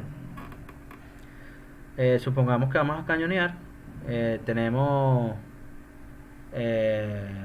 un nivel de fluido a 2000 pies que genera ponte 4000, no estoy haciendo un cálculo, 4000 libras de presión de columna hidrostática. Pero en este cálculo el underbalance nos está dando que son 900 libras. Entonces, de 4000 libras que tengo de columna hidrostática, tengo que bajarla a 900. Entonces, ¿qué es lo que tengo que hacer? Hay que remover fluido. Entonces, bueno, haces el cálculo por capacidad del casing, el fluido, y sacan tantos barriles de fluido. Entonces, bueno, eso es lo que toca hacer. ¿Qué otra cosa? Eso para dejar el underbalance adecuado. O por lo general también es introducir, pues si tengo 400, pero el ideal sería 900, entonces tengo que introducir 500 libras en columna de fluido. Entonces, según la densidad del fluido, entonces, y la capacidad del volumen, entonces introducen al pozo cierta cantidad de barriles para obtener el desbalance ideal. Determinar la longitud estimada de la penetración. Este sería el paso número 6. Entonces, considerando la compresibilidad de la formación C2 y la de referencia C1, hacemos el cálculo de la longitud de perforación considerando la resistencia compresiva de la arena objetivo.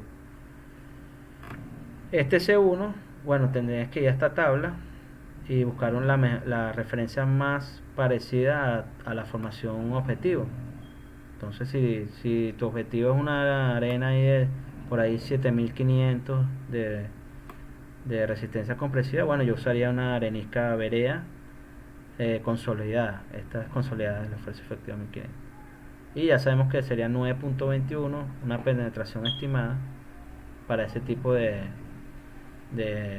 formación, que sería aquí LPS. Entonces, bueno, todo eso hay que tomarlo en cuenta. Bueno, una vez que calculamos la longitud de perforación, aquí en el eje X, si vemos esta gráfica, ya tenemos este dato. Nos vamos a ir con una razón de productividad por default, si se quiere, de 1. Y bueno, suponiendo que nos dio 9 la longitud de perforación, voy y macheo con razón de productividad 1 y me da acá, me daría un cañón de 180 fases, 2 tiros por pie. Este no es el resultado final. Aquí tiene una consideración que para las terminaciones naturales se utiliza de 2 a 3 veces la densidad de cañoneo encontrada. Y si tenemos empaques con grava, que por lo general son de rocas no consolidadas o completaciones, terminaciones hueco abierto, se utiliza de 3 a 5 veces. Entonces, en este caso, en este ejemplo que hicimos, que nos dio este tipo de cañón de 180 fases, 2 tiros pie, suponiendo que es una terminación natural de flujo natural, entonces yo lo multiplicaría por 3 veces este resultado y nos daría realmente un cañón de 60 fases, 6 tiros por pie. 2 por 3 nos da 6 tiros por pie y corresponde a un cañón de 60 fases. Esto ya, bueno, ya con eso determinamos el cañón que usaríamos. El cañón que usaríamos sería 6 tiros por pie con 60 fases. Ahora, ¿qué nos falta? ¿Qué tipo de explosivo? Entonces, para saber, para el tipo de explosivo, necesitamos saber las horas de exposición que vamos a tener en el pozo y la temperatura del fondo. Entonces, bueno, suponiendo que serían 300 grados Fahrenheit, vamos a estar por ahí unas 10 horas. Entonces, bueno, tendremos que usar HMX. Aquí, cortamos aquí. Siempre debe estar por debajo de la curva. Si estamos por encima de la curva, ya pasaríamos al otro explosivo, al otro tipo de explosivo. Aquí tenemos, ¿ves? Esta línea de 24 horas. El tiempo de exposición, ¿cómo lo calculamos? Bueno, tienes que considerar el tiempo de bajada del cañón, el tiempo de bajada del cañón, el tiempo que se dura correlacionando para ponerse en profundidad y el tiempo, si quiere, la toma de decisión para cañonear. Por lo general con Warland es rápido, las velocidades bajas son mayores que si se baja con tubería. Cuando es con tubería, bueno, a medida que va bajando el cañón tienes que tomar en cuenta el tiempo de conexión, el tiempo de que va bajando el bloque, o sea, el tiempo de viaje de cada tubo, de cada pareja, el tiempo de cuña afuera, cuña adentro, el tiempo de almuerzo de la cuadrilla, todo ese tipo de cosas. Hay que tomarlas en cuenta para calcular un estimado de tiempo de lo que duraría el explosivo sometido a temperatura. Entonces, bueno,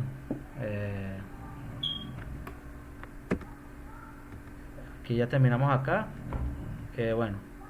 Bueno, ya según la densidad de disparo, la fase, la longitud de perforación y que ya habíamos hallado previamente, podemos estimar,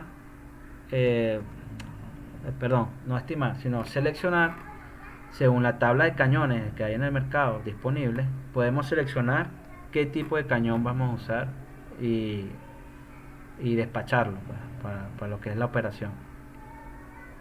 Entonces, suponiendo que el tipo de terminación, eso te lo dice evidentemente el cliente, la operadora, y suponiendo que vamos a hacer, bueno, déjame explicar primero esta tabla. Entonces tenemos tipo de terminación, tenemos para rocas consolidadas y no consolidadas, y tenemos aquí como las diferentes variables del cañoneo, que es la densidad de diámetro de hueco, la fase y la longitud. Para consolidadas tenemos terminaciones naturales o estimuladas, y para no consolidadas, por ejemplo, un control de arena, puede ser también liner ranurado. Eso es similar. Entonces, bueno, por lo que vemos acá, si tenemos por ejemplo, una terminación natural, por lo, por lo que ven en la tabla, aquí tenemos del 1 al 4. 1 sería la prioridad, o sea, el de mayor prioridad, y 4 el de menor prioridad. Entonces, si sabemos que una terminación natural, lo más importante a la hora de seleccionar el cañón sería la longitud o la densidad de disparo. Y menos importante sería el diámetro del hueco y la fase. No así ocurre, por ejemplo, para una roca no consolidada, donde, por ejemplo, la longitud es lo menos importante. Lo que se quiere es un diámetro del hueco mayor, es lo más importante. La densidad sería ya pasaría a segundo plano. Pero como ven, por ejemplo, en consolidada estimulada, la fase es la de mayor importancia, porque cuando uno va a estimular, la idea es que estimule en la orientación adecuada para obtener el mejor resultado. Entonces la fase sería lo más importante. Si vemos la consolidada, tiene otro segmento acá que depende de estos factores, que es la anisotropía, fracturas naturales, daño o permeabilidad isotrópica. Entonces, bueno, tiene que tomar en cuenta, por ejemplo, si tenemos una alta anisotropía, lo más importante es la densidad. Y por ahí lo menos importante es la fase o el diámetro del hueco. Todo esto es sacado como les digo, de esa iteración que se hace del daño que provocaba la formación. Tienes que ir variando esos parámetros, variando esas variables, y te das dando cuenta de lo que más afecta en este tipo de casos.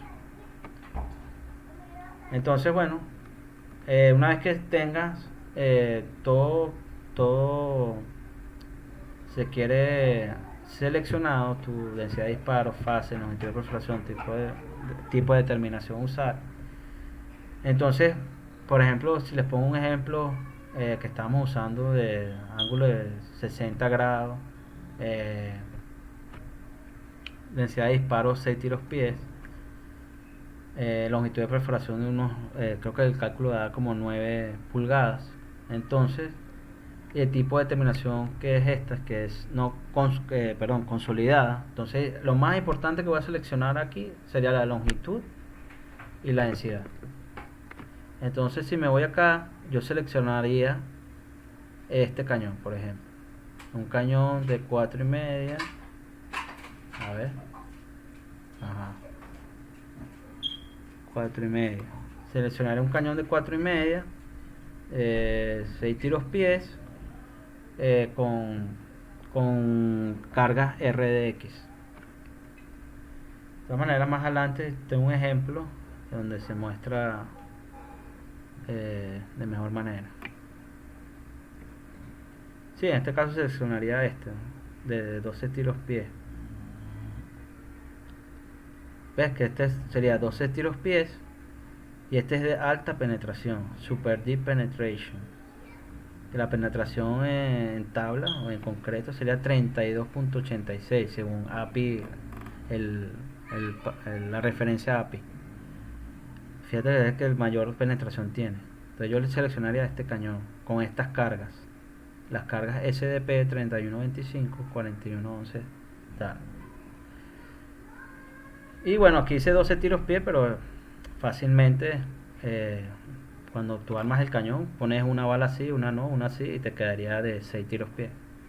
No hay problema. Bueno, aquí les tengo un ejercicio completo. Este es un ejercicio para echar cálculo. Si quieren lo hacen en sus casas de manera más detallada. Yo voy a ir diciendo los cálculos y explicando más o menos de qué se trata cada paso. Pero es básicamente lo que expliqué anteriormente. Pero vamos a hacerlo con numeritos. Entonces, bueno, un pozo fue perforado a la sección de 8,5 hasta una profundidad de 7.000 pies con lodo de 12.5 LPG. el cual permitía mantener un sobrebalance de 200 libras sobre la presión de la arena. Después de tomarse los perfiles, se le entregó copia de registro sónico al ingeniero para que diseñara el cañoneo más apropiado. El ingeniero yacimiento determinó terminar el pozo en la arena ubicada a 5600 a 5700. La porosidad estimada es de 20% y la saturación de agua 26%. Ya por ahí, con la porosidad y esta saturación, ya sabemos que podemos calcular la permeabilidad. Con la porosidad también podríamos calcular la compresibilidad de la formación empíricamente, ¿cierto? Ya tenemos también el diámetro del hoyo, y bueno, también tendríamos como el radio del pozo como tal, ¿no? Que sería el radio sería la mitad de esto, sería 4,25 pulgadas. ¿Qué más tenemos? Bueno, por ahí vamos. El gradiente de temperatura, bueno, este es un gradiente de temperatura, temperatura de superficie. Esto lo vamos a usar para el cálculo para determinar el explosivo, ¿no? Considerando que para el cálculo del explosivo, si vamos a usar RX o HMX, necesitamos saber la temperatura en el fondo, y por eso nos están dando el gradiente. El pozo fue cimentado con una lechada de baja pérdida filtrado en un revestimiento de 7 pulgadas. Entonces ya sabemos que vamos a cañonear un casing de 7. Entonces ya por ahí vamos, si quiere indagando, tendríamos que seleccionar un cañón de 4,5, 4,5 octavos, ¿no? Para este tipo de case. Tenemos una lechada de baja pérdida filtrado, así que vamos a tener que usar para el desbalance la fórmula entre el promedio y el mínimo desbalance. Entonces seguimos. Por experiencia en campo se determinó que la resistencia compresiva de la formación es 6500. Bueno, ya nos dan la resistencia compresiva. Entonces tendremos que irnos a la tabla a ver con cuál se asemeja para hacer el cálculo de la penetración. Y la pregunta sería: diseña el tipo de cañoneo para estas condiciones. Considere que el tiempo para bajar la tubería de terminación es de 10 minutos por tubo y que se utilizará cañón transportado por tuberías TCP. Aquí nos están diciendo que bueno, diseñemos el tipo de cañoneo, y bueno, nos dan que se va a bajar con TCP, y el tiempo de bajada por tubo serían 10 minutos. Entonces por ahí nos vamos dando cuenta que serían 10 minutos por tubo. Necesitamos bajar 7000 pies. Entonces ahí por ahí sacamos cuántos tubos necesitamos y sacamos el tiempo total, que sería el tiempo de exposición del explosivo a temperatura. Entonces ahí podríamos determinar qué explosivo usar. Bueno, aquí dice que tomemos un 50% de factor de seguridad para el tiempo de corrida de tubería. Evidentemente tú sacas un estimado de tiempo y obviamente tienes que sumarle un factor de seguridad, porque bueno, puede que en el viaje se dañe una llave o se pueda una tormenta eléctrica, se pare la actividad X. Hay muchos factores que influyen en una operación, por experiencia. Y bueno, se da el registro sónico, y bueno, al final, una vez que tengamos el cañón seleccionado, el explosivo seleccionado y las cargas que vamos a utilizar, vamos a calcular el daño que va a generar ese diseño a la formación. Primero, determinar si la formación es consolidada y no consolidada. Tenemos nuestro registro sónico, en este caso tenemos la formación que se va a cañonear 5600, 5700. Seguramente acá vemos, esto seguramente sea la resistividad. Tenemos una zona buena, y bueno, buscamos una lutita por ahí superior. Supongamos, no tenemos el registro completo, bueno, más o menos suponemos que es esta zona de arriba, y nos da un promedio de 100 microsegundos pie. Entonces estaríamos hablando de una roca consolidada. Ahora vamos a determinar la permeabilidad. Usando la porosidad y la saturación de agua, obtenemos que la permeabilidad es de 106 milidarcis. Con ese valor podemos irnos al cálculo del desbalance mínimo, que serían 620 LPC. Y bueno, tomando en cuenta lo que habíamos determinado de las 100 microsegundos pies, nos vamos a la arena de crudo. Aquí 100 arena de petróleo nos da 1580, el desbalance máximo.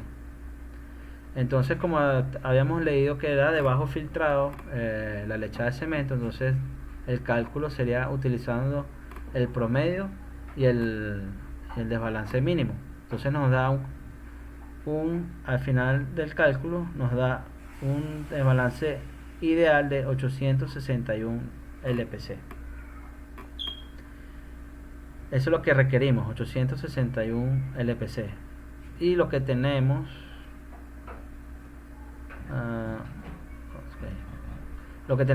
es un sobrebalance de 200 LPC. Entonces había que retirar suficiente fluido para lograr tener el desbalance de 861.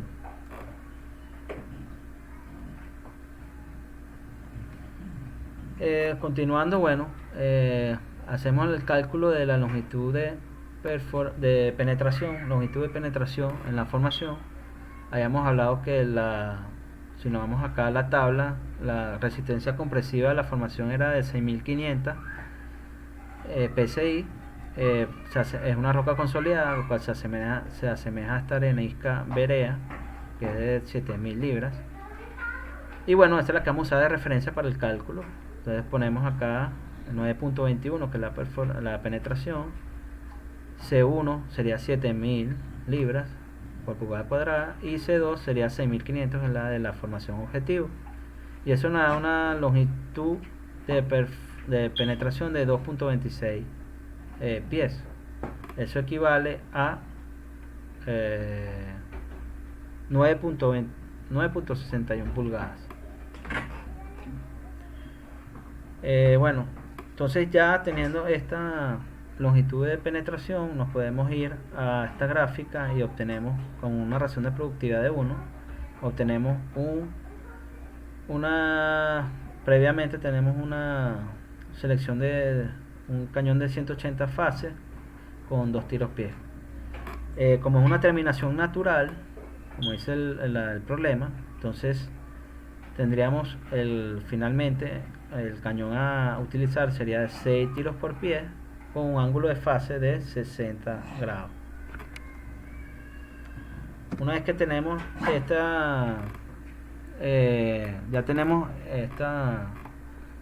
el cañón seleccionado, al menos con los tiros pies y el ángulo de fase, faltaría saber si va a ser de alta penetración o big hole, dependiendo de la terminación.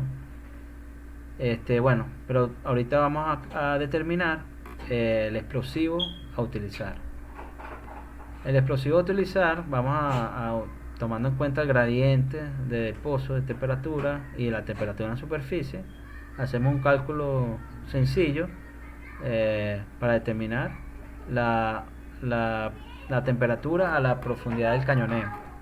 No a la profundidad del fondo del pozo, porque el cañón nunca va a llegar hasta allá, solamente hasta la profundidad del cañoneo. Entonces tendremos 296 grados Fahrenheit. Luego, bueno, sacamos una temperatura promedio, entonces nos da un cálculo de 191 Fahrenheit, ya que el cañón no va a estar todo el tiempo en el fondo a 5700 pies. Él va a ser desde superficie su recorrido hasta la profundidad de disparo. Entonces se toma un promedio, entonces da 191 Fahrenheit. Y bueno, vamos a hacer los cálculos tomando un tiempo de recorrido de 10 minutos por cada tubo, y sabiendo además que cada uno tiene una longitud de 30 pies. Entonces, bueno, 5700 pies entre 30 pies por tubo nos da la cantidad de tubos, y esa cantidad de tubos la multiplicamos por 10 minutos por tubo y nos da 1900 minutos. Entonces el tiempo de recorrido sería 1900, sería unas 32 horas. Por eso es el cálculo, se quiere que todo salga perfecto, si se quiere, y nunca es así, siempre hay un problemita. Entonces le metemos 50% de factor de seguridad y nos da 48 horas, serían 2 días de viaje. Ahí nos vamos sobre seguros, ¿no?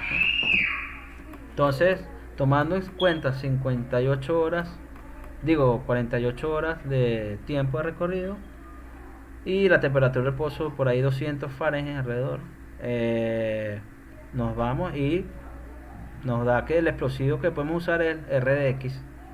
Con RDX estaríamos bien para hacer el trabajo. ¿Puedes usar HMX? Sí, puedes usarlo pero tomar en cuenta que estás sobredimensionando y el costo en HMX es más caro. Y bueno, entonces ya sabemos, ya una vez que tenemos que el cañón es de 6 tiros por pie, que es, perdón, aquí me equivoqué, aquí es 60 grados fase, es RDX y, faltó esto, claro. También sabiendo que una terminación natural le vamos a dar prioridad a la longitud y a la densidad. Entonces, si es la longitud, vamos a hacerlo de mayor penetración, el que mayor penetración tenga. ¿Ok? Entonces, bueno, nos vamos a esta tabla, buscamos un cañón según estas condiciones y vemos este cañón. Este. Yo había seleccionado, ya, aquí me equivoqué. Aquí le quería mostrar este cañón, pero este cañón es de 4 pulgadas de diámetro externo. Y acuérdense que idealmente sería un cañón, mientras más cercano a 7 pulgadas mejor, porque tenemos un menor clearance que nos ayuda a tener un mejor rendimiento en la perforación. Entonces yo voy a elegir fíjate, este 4/5 octavos. Este es un cañón de 4/5 octavos de ángulo de fase 60 y 6 tiros por pie RDX Deep Penetrating. Y como verán, vamos a ver si nos vamos aquí a penetración, vemos que la penetración es de 30.95, entonces es una penetración bastante alta. Si vemos aquí, el cañón de arriba es de 5 tiros por pie, entonces este ya es HMX, este ya no nos sirve, a pesar que es de 60 fases. Estos son de mayor penetración, fíjate que penetra mucho más. Pero, ¿qué pasa? ¿Por qué? Porque la carga explosiva, la densidad de carga es mayor, es 39 comparado con 32. Eso es lo que les hablé de a medida que tengamos cargas más grandes, entonces estas cargas tienen mayor contenido explosivo y tienen mayor rendimiento. Pero bueno, aquí la prioridad es, siempre recuerden, alta penetración y que sea también la densidad de disparo. Entonces, la mejor densidad de disparo, 6 tiros por pie y deep penetration. Entonces ya tenemos nuestro cañón seleccionado. Entonces, bueno, esto es básicamente lo que es el diseño de cañoneo. Fíjense que hemos tomado en cuenta muchas variables y a la final llegamos hasta esta selección. Y bueno, una vez que conocemos el cañón, que es un cañón de 4/5 octavos, 60 fases, 6 tiros pies, RDX Deep Penetration, ya podemos hacer el cálculo de daño. Como lo habíamos mencionado anteriormente, vamos a calcular primero SH, que es el daño horizontal. Como el ángulo de fase es 60 grados, es distinto a 0, usamos esta fórmula. Luego calculamos SH y nos da menos 0.5. Aquí está la tabla donde vamos a sacar las constantes necesarias, en este caso A sub 0, para el cálculo del radio efectivo del pozo. Aquí calculamos todo siempre utilizando nuestra tabla. Igual manera, vamos a calcular el daño en vertical. Como les mencioné, HPerf sería un pie entre 6 tiros por pie. La longitud de penetración es por la ecuación de Thomson en pie y la anisotropía, que es 10. Eso nos da un HD 0.66. Luego calculamos RD, que sería también el radio de del agujero. Bueno, luego calculamos A y B. Aquí necesitamos irnos a la tabla nuevamente para hallar A2, A1, B1 y B2. Y bueno, no tiene mayor ciencia estos cálculos, es simplemente saber los datos e irnos apoyarnos con la tabla. Calculamos el daño vertical y tenemos un daño vertical de 0,80. Finalmente calculamos SWD. Primero calculamos RWD con los radios del pozo y la longitud de perforación. Nos da el daño por efecto del diámetro del hoyo. En este caso sería 0,10. Si sumamos las tres, nos damos cuenta que el daño es 0,4. Realmente el daño mínimo, bastante pequeño. Así, ese sería casi que el ideal, porque veníamos del cálculo del cañón, que toma en cuenta todas esas variables para justamente tener el mejor diseño de cañón apropiado. Como te digo, los simuladores lo que hacen es variar esas variables para hacer una comparativa entre las diferentes cargas, diferentes tamaños de cañón, diferente densidad de disparo, diferentes fases, hacer una comparativa de todas, y evidentemente va a haber una en la cual va a tener el menor daño o va a tener la mayor razón de productividad. Entonces, bueno, por ese lado se inclinan siempre los operadores. Y bueno, esto es todo. Muchas gracias por su atención. Estoy agradecido por esta oportunidad del Consejo Profesional de Ingenieros de Petróleo. Bueno, básicamente eso sí, todo. Quería hablarles sobre mi experiencia como ingeniero de Wireline. El trabajo de Wireline no es un trabajo sencillo, es un trabajo de verdad que requiere mucho tiempo. Es un trabajo que vas a viajar mucho por casi que toda la zona, en este caso de Colombia, de los diferentes campos, ya que bueno, hay diferentes operadoras distribuidas en todo el país y requieren servicios pues en esa zona, bien sea de open hole o key hole. En este caso cañoneo se hace muchísimo. Y bueno, es un trabajo que requiere bastante sacrificio. De verdad, mi experiencia ha sido de menos a más. O sea, al principio, de verdad, requiere de bastante sacrificio con tu familia, esposa, hijos, etcétera, o novia o novio.